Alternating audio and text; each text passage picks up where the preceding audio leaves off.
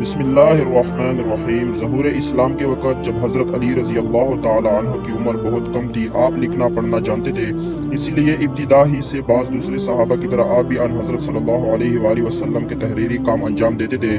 چنانچہ کاتبان وحی میں آپ کا بھی نام ہے۔ ان حضرت صلی اللہ علیہ وآلہ وسلم کی طرف سے جو مکاتب و فرامین لکھے جاتے تھے، ان میں بعض آپ کے دست مبارک کے لکھے ہوئے تھے۔ چنانچہ حدیبیہ کا صلح نامہ آپ ہی نے لکھا تھا۔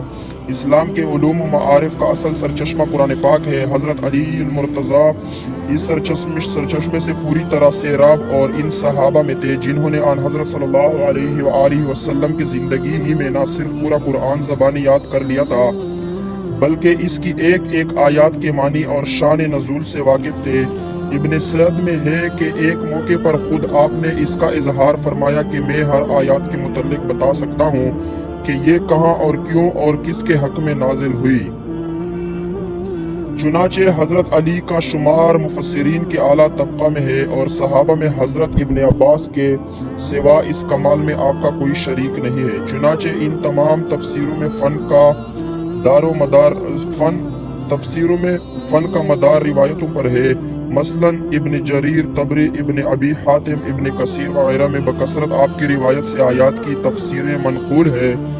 ابن سعد میں ہے کہ آپ نے حضرت صلی اللہ علیہ وآلہ وسلم کی وفات کے 6 مہینے تک جو گوشہ نشینی اختیار کی، اس میں آپ نے قرآن مجید کی تمام سورتوں کو نزول کی ترتیب سے مرتب کیا تھا۔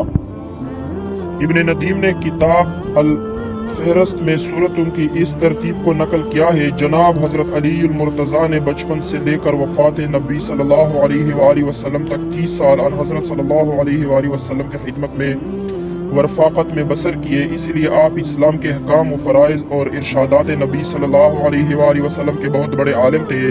پھر تمام اکابر صحابہ رضی اللہ میں وفات نبی صلی اللہ علیہ وآلہ وسلم کے بعد سب سے زیادہ آپ نے عمر پائی۔ آن حضرت صلی اللہ علیہ وآلہ وسلم کے بعد تقریباً 30 برس تک ارشادات وفادات کی مسنت پر جلوہ گر رہے۔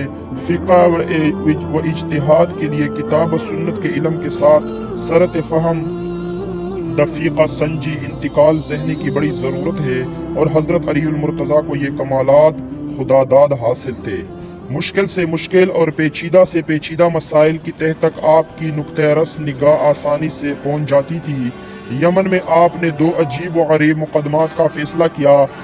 یمن نیا مسلمان ہوا تھا، پرانی باتیں بھی تازہ تھی۔ ایک دفعہ ایک عورت اپنے نومولود بچے کو